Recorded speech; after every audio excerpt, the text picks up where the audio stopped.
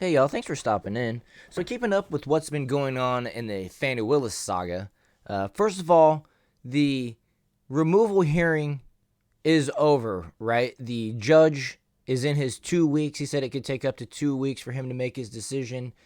And now Fani Willis is being investigated by a Georgia Special Senate Committee. Ashley Merchant, the lawyer for Michael Roman, gave testimony to the special committee, and a few things came out. I have two articles, this one from Daily Mail. Fani Willis paid lover Nathan Wade almost double the salary of his colleagues and met Kamala Harris before she indicted Donald Trump. Ashley Merchant, who first came forward with stunning allegations of the affair Willis had with a special prosecutor Wade, testified to a Georgia State Senate hearing as a judge considered whether to disqualify Willis from the Trump case. That judge is Judge Scott McAfee. Like I said, we're still waiting for him to make that decision. The attorney for Trump co-defendant Michael Roman said Wade got more than $650,000 in billing from Willis and left little information in his invoices, and that Willis is the one that approves the bills. She also testified about the 12,000 text messages Wade and Willis exchanged before they claimed they started their relationship. And I'll just add a little side note there. I mentioned in my last video that I don't know if the timeline of when they actually started their relationship or not actually matters when it comes to the removal, because even if they were friends, if she still benefited on the back end after hiring him, it doesn't matter if they're in a romantic relationship or not. I mean, in my opinion, they could have just been friends or acquaintances. It's still inappropriate conflict of interest if you hire somebody and then you end up receiving some type of benefit from it on the back end, right? But it is still relevant in the idea or the accusation of them possibly lying and perjuring themselves on the stand there. As attorneys, if they sat there on the witness stand and knowingly lied about when the relationship began, that's certainly not good for their careers. So Willis is facing being kicked off the Trump trial over allegations that she started dating Wade before she hired him to investigate the former president. The DA has denied the relationship was improper and is now waiting for Judge Scott McAfee's decision on whether she will be disqualified. Personally, I think he has no other choice but to disqualify her. In her testimony on Wednesday, Merchant said there was pretty much zero accountability in Wade's billing, where he got paid $250 an hour. Willis, in her own astonishing testimony last month, said Wade took a pay cut from what he billed as a private lawyer before she brought him onto her team.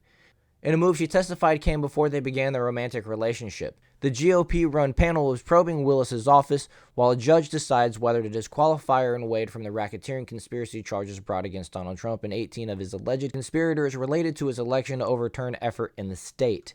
She was testifying before a special Senate committee after getting a subpoena. Merchant said there was pretty much zero accountability for his billings. Records Merchant produced have previously showed that Wade got paid more than $650,000 in billings for Willis's office. Wade testified that he sometimes did work beyond what he was able to bill, and Willis testified that she brought him on as lead prosecutor after another preferred candidate wouldn't take the job. Well, I would guess that, anybody that had a real reputation didn't want to take the job, That's why you find these type of people in this scenario, because the prosecution of Trump and his 18 co-conspirators is a pretty trashy prosecution. In still more explosive testimony, Merchant said that Willis met with Vice President Kamala Harris on February 28th of 2023 on a trip to Washington, D.C. She cited White House records and said Atlantic Democratic Mayor Andre Dickens also attended. The meeting raises questions about whether the Trump prosecution came up, although Merchant did not provide any evidence that it did. Trump and 18 co-defendants were charged on August 15th with an alleged racketeering criminal enterprise to overturn the election. On Wednesday, Merchant sketched out her theory that Willis and Wade deliberately brought a complex case that allowed for Wade to bill more hours and potentially benefit himself and Wade. She then faced questions about why Willis, who earns a salary of more than $200,000 a year, would engage in the elaborate scheme in exchange for vacations and travel valued at several thousands. An evidentiary hearing featured testimony about how Willis would reimburse Wade in cash for expenses on travel to Napa Valley and other locales. Willis slammed the proceedings while speaking to reporters outside the state capitol, where she called all a political quest. I wonder if she's talking about, herself included in this political quest to get Trump and his 18 co-conspirators once again. But people are angry because I'm going to do the right thing and stand for justice, she said. They can continue their games and I'll continue to do work for the people. I wonder which people she's talking about. Jones II said the court hearing over whether she should be disbarred measured whether there was actual fairness in the defendant facing charges. Can you point to any unfairness in the trial that's taken place? Well, I can answer that and say that when it all began and Trump had charges brought against him for asking questions and challenging the election within his legal rights. So in my opinion, there's no way Fani Willis can rationalize or justify paying Nathan Wade the rate that he was. Apparently, his invoices for being paid weren't very detailed either. A typical invoice from a lawyer's office, from what I understand, is way more detailed than the ones that he was submitting to Fani Willis at the district attorney's office. It would be nice to see the invoices come out publicly.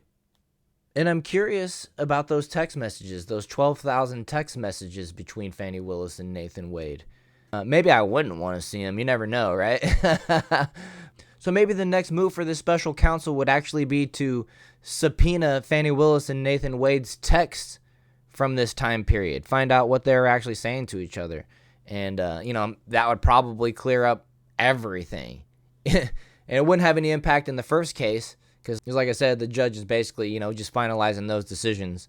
Determining if she lied on the stand or not would definitely be of importance.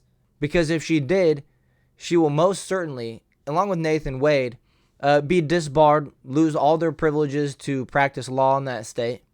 And then they might even be criminally charged. This could be paving the way to actually bring criminal charges against her in one way or another. You never know with the way this case has been going. It could all amount to nothing. It could amount to something even more serious. So we'll just have to wait and see. But it seems like every day, every other day, there's more and more information coming out. Apparently they canceled or postponed their hearing for today. So we'll keep an eye out. I'll let you guys know. So hit that like button, subscribe to the channel, and I'll see you guys in the next one.